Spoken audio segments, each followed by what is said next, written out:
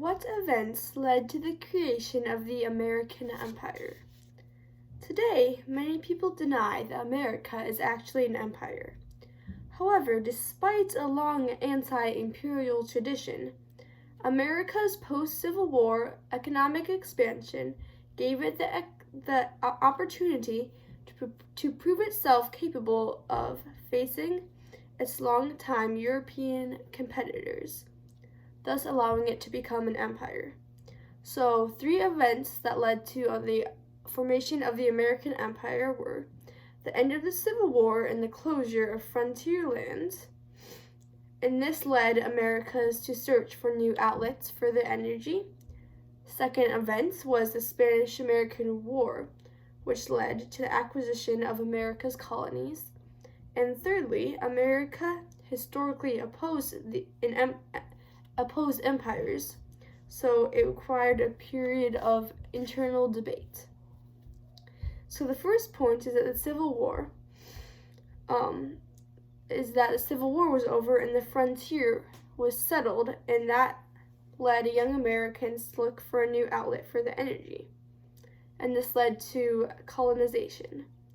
So young Americans had heard their older generations tell stories of the Civil War, because even though the Civil War was really horrible, what people remember is always the highlights. And also, they hear stories about the American frontier. So just like Little House on the Prairie, it all sounded good. In reality, it was really hard as well. But anyway, they wanted something to do with their energy. And Teddy Roosevelt was one person that encouraged people to have a strenuous and lively life. His life was filled with hunting and horseback riding, and unfortunately not mooseback riding. Teddy Roosevelt said, "I wish not to preach the doctrine of ignoble ease, but the doctrine of a strenuous life," unquote. So he didn't want people to shrink from danger and toil, and he didn't want people to have a really easy, boring life. He didn't think that was good for you. One thing that arose as an outlet for energy was American football. And it was originally derived from rugby, which is also very violent and has less rules. I don't know. It's just confusing. I don't really know. And so originally football was very violent, and they didn't really have very much armor. And this was a way to prove for young men that they were capable, instead of like going in the army or being a cowboy or that kind of thing. Some were afraid that young men were losing their masculinity because they didn't have anything to do. And so this leads to the second point, which is that the Spanish-American War directly gave American colonies. And so Cuba was a Spanish colony in the Spanish Empire, which was getting weaker. And they were unhappy that they were ruled by Spain. So the local people didn't want to be ruled by Spain anymore. And so America decided that they'd like to help the local Cubans, the native Cubans.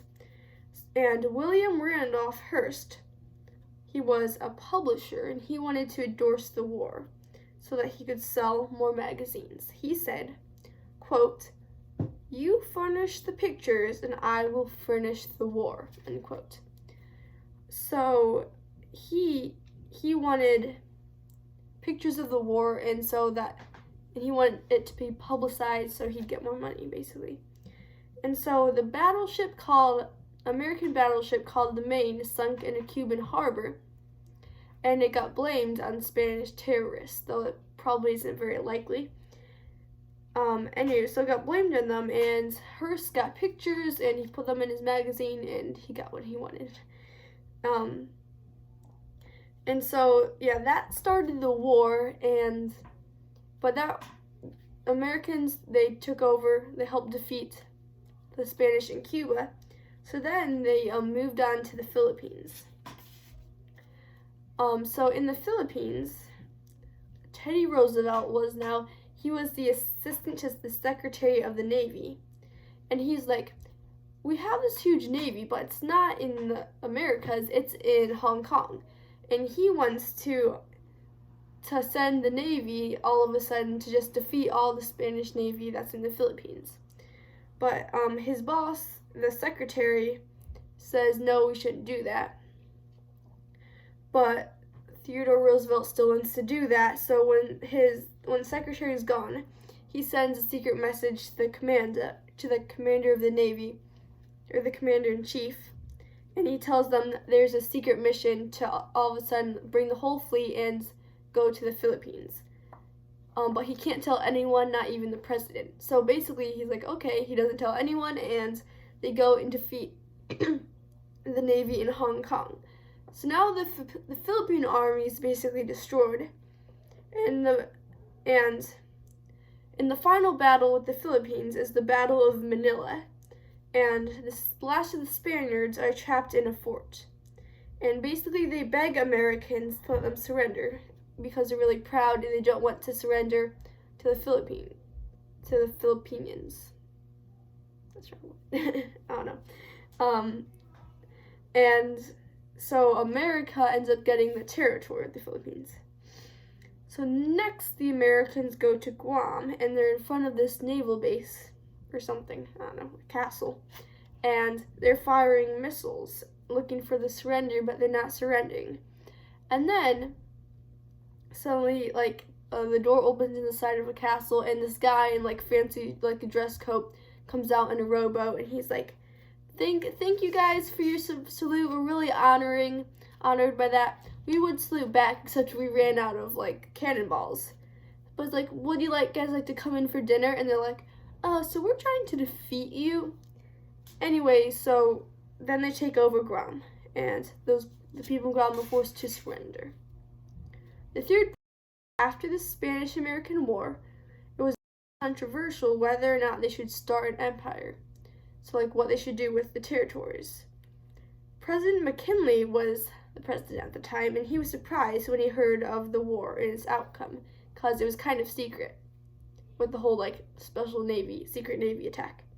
He said, quote, "I didn't want the Philippines, and when they came to us as a gift from the gods, I didn't want them," unquote. So he was taken aback. He was like, what do I do with these lands? I didn't want them.